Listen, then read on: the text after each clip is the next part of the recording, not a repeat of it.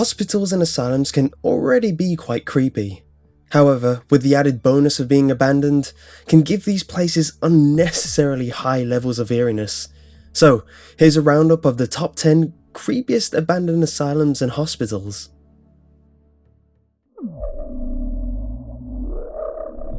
Toppan State Hospital.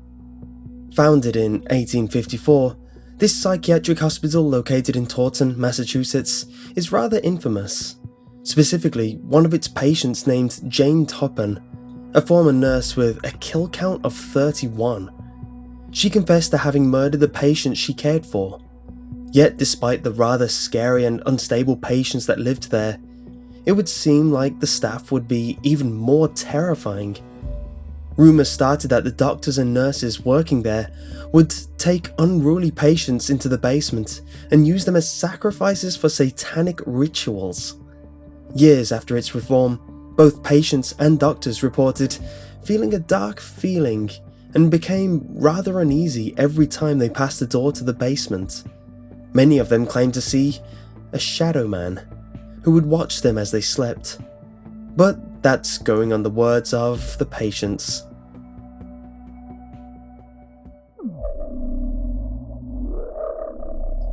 Beechworth Lunatic Asylum. Formerly known as Maydays Hills Lunatic Asylum, it was a sister hospital to the Ararat in Victoria, Australia. It was open for almost 130 years before it shut its doors for good in 1995. Beechworth housed roughly around 1,200 patients. It was easy to have someone committed. It only required 2 signatures. It didn't matter if they knew the person or not. If that wasn't dodgy enough for you, after a few years of its opening, there were numerous reports of mysterious deaths and disappearances. Also, there were rumours that one of its laboratories held many human experiments and operations. The room was filled with jars full of various body parts, but due to a fire, those jars seemed to have disappeared. With an impressive death toll of around 9,000 patients, it ultimately closed its doors in 1995. But don't worry, there are still ghost tours up for offer.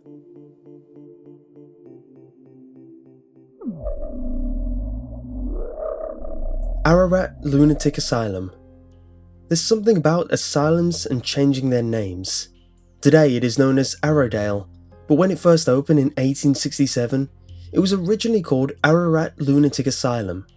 That's right, it's the sister asylum to the former Beechworth Asylum, with its abnormally high death count.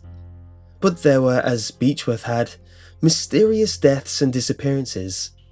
The Ararat Asylum simply stated that they were alternative methods of treatment. Ararat would house up to 10,000 patients at a time, and, like its sister asylum, it had a rather large death rate.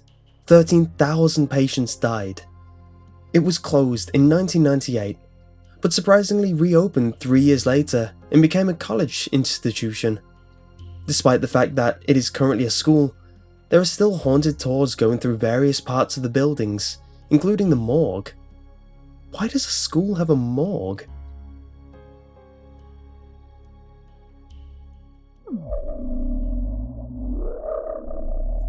Old Tranquil Hospital. This hospital is said to be one of the most haunted places in all of Singapore. Originally, it was built to be a Royal Air Force hospital. Later on, it was used by the Japanese as a prison camp. During their occupation, it became a place of torture. Afterwards, many people have claimed to see ghosts passing by the windows of the now abandoned building. Many people will go inside and emerge from it completely shaken, claiming they had a spirit following them even after they left.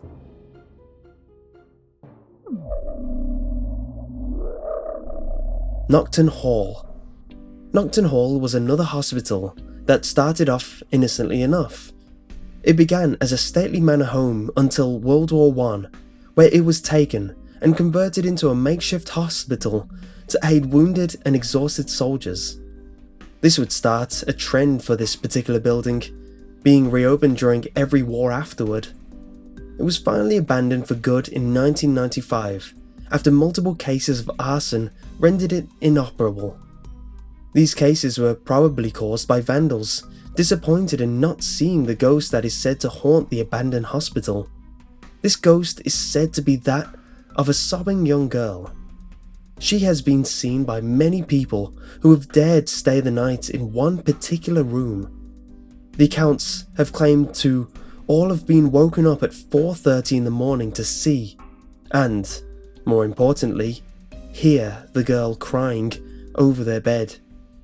They claim that the girl was a servant of the manor house before it was turned into a hospital, and that was raped and murdered by the head of the house.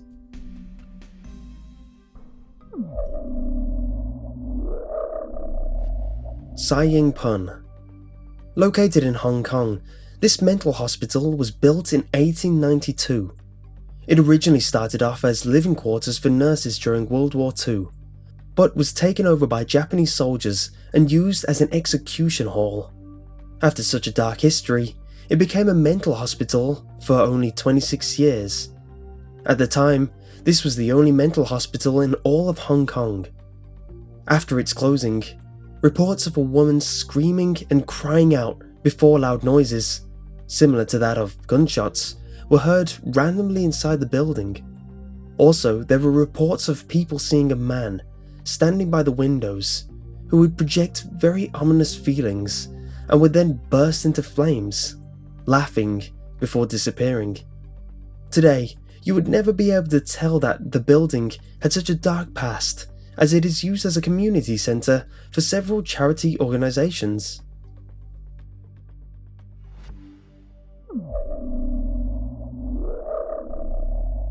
Royal Hope Hospital.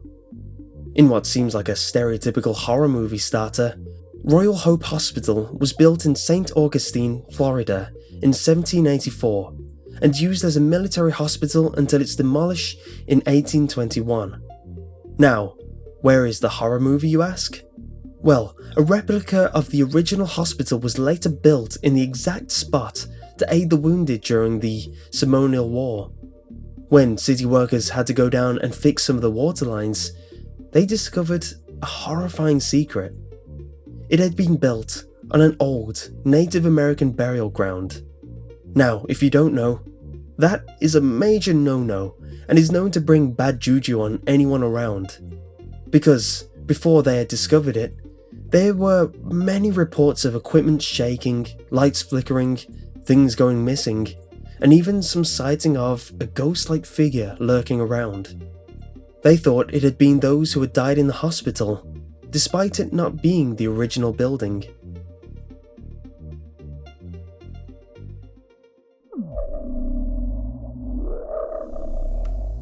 Tranquil Sanatorium. This sanatorium began as a hospital that strictly took care of tuberculosis patients in the early 1900s. This Canadian building was converted into a fully functioning hospital 7 years later. It was specifically made to treat patients of TB.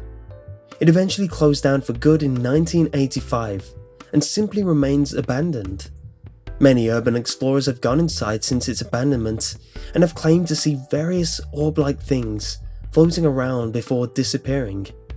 Many others claim to have heard whispering voices, sudden drops in temperatures, and one has seen the ghost of a nurse who was murdered by one of the patients.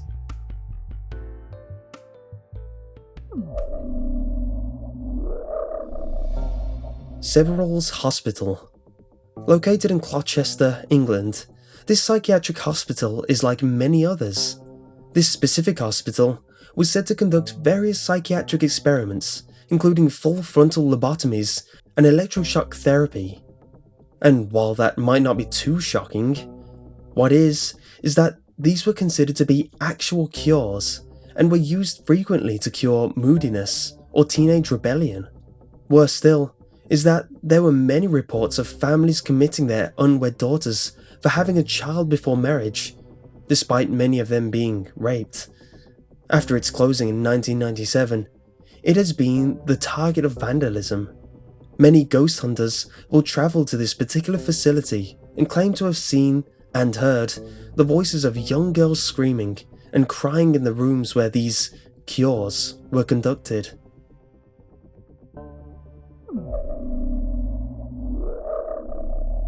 Athens Mental Hospital. This hospital opened in 1874 and stayed in operation until 1993. It was a hospital for the insane, criminal and non. It became infamous for performing numerous lobotomies for the criminally insane. Many of the patients inside, once committed, were never to be heard from or seen from again. Even their graves are lost, as they were only marked by a number and no records could link the number to the patient. There are more than 1,900 people buried on the grounds of the hospital. And if that wasn't eerie enough, one of the female patients disappeared in 1978. It took them a year later to find her body in an abandoned part of the ward. More than 30 decades later, there is still a stain on the floor where a corpse was found. Anyway, I hope you liked this week's quick roundup, and if you did, leave a like. And if you want to see more paranormal and disturbing content, click here for my 5 disturbing paranormal experiences. And if you want to see more in the future, subscribe to be notified when a new video comes out.